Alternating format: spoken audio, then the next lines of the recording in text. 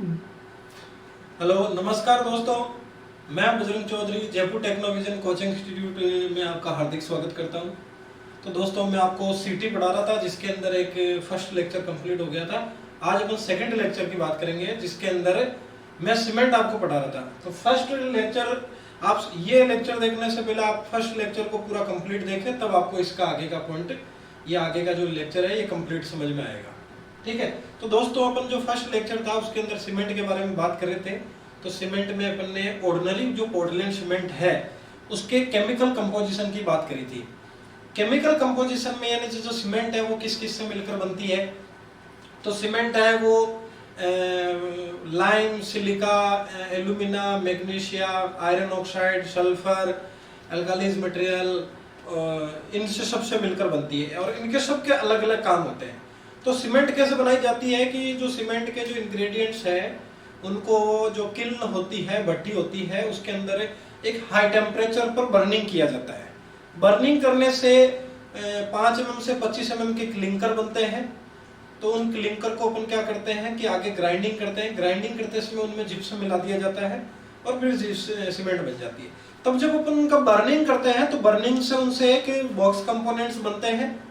तो सीमेंट का जो मैन्युफैक्चरिंग प्रोसेस क्या, मैं आगे बात करूंगा। अभी अपन बात करेंगे कि जो बर्निंग के दौरान यानी जब अपन किल्न में से या भट्टी में से सीमेंट को बर्निंग करते हैं तो क्लिंकर बनते हैं। तो उसके दौरान इसमें कंपोनेंट्स बनते हैं, उनको बॉक्स कंपोनेंट्स कहते हैं। बॉक्स कंपोनेंट्स क्या होते हैं, जैसे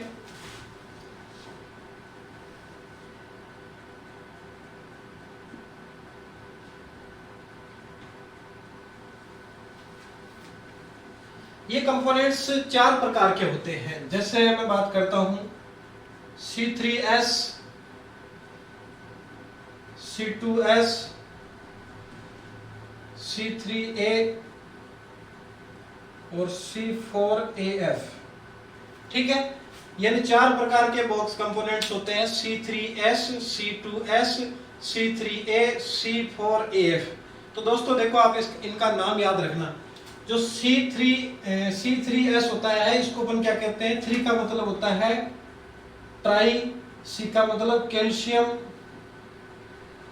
S का मतलब सिलिकेट, यानी ट्राई कैल्शियम सिलिकेट। ठीक है, C3S का मतलब होता है ट्राई कैल्शियम सिलिकेट। ठीक है, तो इसका जो फॉर्मूला होता है वो होता है 3CaOSiO2। ठीक है, दूसरा होता है C2S। इसका 2 का मतलब डाई, C का मतलब कैल्शियम, डाई कैल्शियम सिलिकेट। तो इसका फॉर्मूला क्या होता है 2CaOSiO2। ठीक है, अब बात करते हैं C3A। A का मतलब एल्यूमिनेट, तो ट्राई कैल्शियम एल्यूमिनेट। ठीक है, इसका फॉर्मूला क्या हो जाएगा 3CaOAl2O3। ठीक है, नेक्स्ट अपन बात करते हैं इसकी C4AF। तो 4 का मतलब होता है टेट्रा, C का मतलब कैल्शियम, A का मतलब एल्यूमिनो, F का मतलब फेराइट। तो ये हो जाता है tetra calcium alumino ferrite, tetra calcium alumino ferrite. तो इसका फॉर्मूला हो गया 4CaOAl2O3 Fe2O3, tetra calcium alumino ferrite. तो ये 4 प्रकार के बॉक्स कंपोनेंट्स होते हैं। इनके कुछ और नाम भी है, ये इनका फॉर्मूला, कई बार फॉर्मूला भी पूछ सकता है। ठीक है, कई बार इस तरह से नाम भी पूछ सकता है या इस फॉर्म में भी पूछ सकता है। कुछ इनके और नाम होते हैं, जैसे मैं बात करता हूं, जैसे हम बात करते हैं C3S की। जो ये C3S होता है इसको एलाइट भी कहते हैं, और जो C2S होता है इसको B-लाइट भी कहते हैं, और C3A होता है इसको C-लाइट भी कहते हैं, और C4AF होता है इसको डी मिस हो जाएगा इसमें, इसको बोलेंगे F-लाइट। ठीक है, तो ये इनके कुछ नाम होते हैं कि ए लाइट क्या होता है, बी लाइट क्या होता है, सी लाइट क्या होता है, एफ लाइट क्या होता है। तो ये इनके फॉर्मूला हो सकता है, ये इनका इस तरह से भी दे सकता है, या इस फॉर्मूले की फॉर्म में पूछ सकता है, या लाइट ग्रुप में पूछ सकता है कि ए लाइट कौन सा होता है, बी लाइट कौन सा होता है, या सी लाइट कौन सा होता है, या एफ लाइट। ठीक है, तो 4 प्रकार के बॉक्स कंपोनेंट्स बनते हैं जब अपन सीमेंट को किल्न के अंदर, जो सीमेंट कंपोनेंट्स होते हैं या जो सीमेंट इंग्रेडिएंट्स होते हैं, जब उनको भट्टी के अंदर अपन बर्निंग करते हैं, किल्न के अंदर जब बर्निंग करते हैं, तो बर्निंग के दौरान आपस में रिएक्शन होकर जो कंपोनेंट्स बनते हैं, ये 4 प्रकार के कंपोनेंट्स बनते हैं ऑर्डिनरी पोर्टलैंड सीमेंट के अंदर। ठीक है, या पोर्टलैंड सीमेंट के अंदर ये 4 प्रकार के कंपोनेंट्स बनते हैं। ये 4 प्रकार के कंपोनेंट्स उन इंग्रेडिएंट्स की रिएक्शन के आधार पर बनते हैं और उसी के बेसिस पर ये काम करते हैं। तो इसमें C3S, C2S, C3A, C4A। मैं एक बार फिर वापस करता हूं। C3S का मतलब होता है ट्राई कैल्शियम सिलिकेट, C2S का मतलब होता है डाई कैल्शियम सिलिकेट, C3A का मतलब होता है ट्राई कैल्शियम एल्यूमिनेट, और C4A का मतलब होता है tetra calcium alumino ferrite. C3S को ए लाइट कहते हैं, C2S को बी लाइट कहते हैं, C3A को सी लाइट कहते हैं, और C4AF को एफ लाइट कहते हैं। डी लाइट नहीं, एफ लाइट। ठीक है, तो ये इन वो कंपोनेंट्स के नाम होते हैं। तो अपन बात करते हैं सबसे पहले C3S की। ठीक है, C3S क्या होता है? ट्राई कैल्शियम सिलिकेट, जिसको एलाइट भी कहते हैं। देखो, इसकी सबसे पहले करता है इसकी क्वांटिटी। इसकी क्वांटिटी होती है लगभग 45 से 65%, यानी जो सबसे ज्यादा होती है, हाईएस्ट। ऑर्डिनरी पोर्टलैंड सीमेंट में C3S की मात्रा 45 से 65 या 40 से 65% आप बोल सकते हो, इतनी होती है, जो सबसे ज्यादा होती है, हाईएस्ट होती है। ठीक है, ये heat of hydration, heat of hydration after 3 months या 90 डेज, 90 डेज की जो हीट ऑफ हाइड्रेशन होती है वो होती है 104 कैलोरी पर ग्राम। ठीक है, ये इसकी हीट ऑफ हाइड्रेशन होती है 3 महीने बाद की 104 कैलोरी पर ग्राम। ठीक है, ठीक है, और ये हीट ऑफ हाइड्रेशन है वो सेकंड नंबर पे देता है। मैंने आपको हीट ऑफ हाइड्रेशन के बारे में बताया है। ठीक है, तो अपन बात करते हैं कि ये क्या काम करता है। ये इनिशियल स्ट्रेंथ देता है सीमेंट को। सीमेंट में जो इनिशियल स्ट्रेंथ आती है, या जो अर्ली स्ट्रेंथ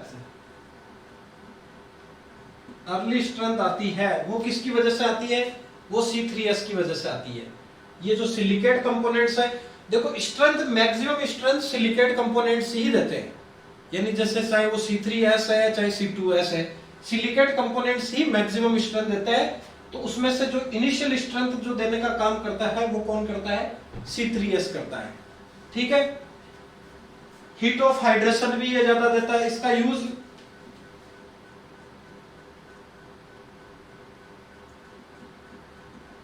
इसका यूज करते हैं मोर use in cold region,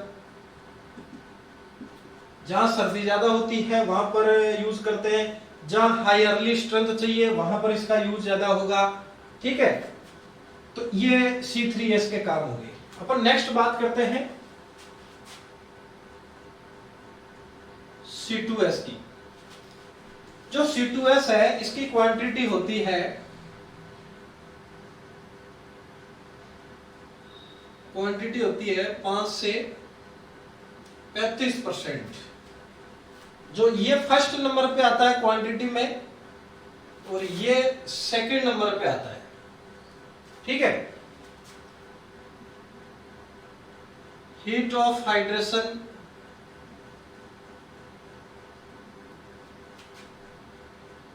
after 3 months, ये लगभग देता है 40 से 42 कैलोरी पर ग्राम हीट ऑफ हाइड्रेशन देता है। जो सबसे लोवेस्ट होती है, इसकी हीट ऑफ हाइड्रेशन सबसे कम होती है, यानी सबसे कम हीट ऑफ हाइड्रेशन देता है, ठीक है। और ये फाइनल स्ट्रेंथ देता है, फाइनल या जिसको अल्टीमेट स्ट्रेंथ बोला जाए। ये सीमेंट में फाइनल या अल्टीमेट स्ट्रेंथ देता है। इसका यूज कहां यूज करेंगे? More use in hot climate, hot climate में ज्यादा यूज करेंगे, and mass concrete work, mass concrete work में इसका यूज करते हैं। और ये जो कैल्शियम हाइड्रोक्साइड होता है, कैल्शियम हाइड्रोक्साइड, सीमेंट में जो कैल्शियम हाइड्रोक्साइड होता है, ये क्या होता है मैं आगे बताऊंगा। ये एक अनडिजायरेबल प्रोडक्ट होता है जो कंक्रीट के अंदर नुकसान देने का काम करता है। इसकी मात्रा इसमें क्या बनती है? कम बनती है। कैल्शियम हाइड्रोक्साइड की मात्रा इसमें कम बनती है, और इसके अंदर C3S के अंदर कैल्शियम हाइड्रोक्साइड की मात्रा ज्यादा बनती है, ठीक है। तो जिसमें कैल्शियम हाइड्रोक्साइड की मात्रा ज्यादा बनती है वो केमिकल के साथ में जल्दी रिएक्शन कर लेता है, और जिसमें कैल्शियम हाइड्रोक्साइड की मात्रा कम बनेगी वो केमिकल्स के साथ में कम रिएक्शन करता है। तो C2S केमिकल रिएक्शन के साथ में क्रिया या केमिकल अटैक को अधिक रजिस्ट करता है। तो मैं यहां लिख सकता हूं इसको, more resist to chemical attack, chemical attack.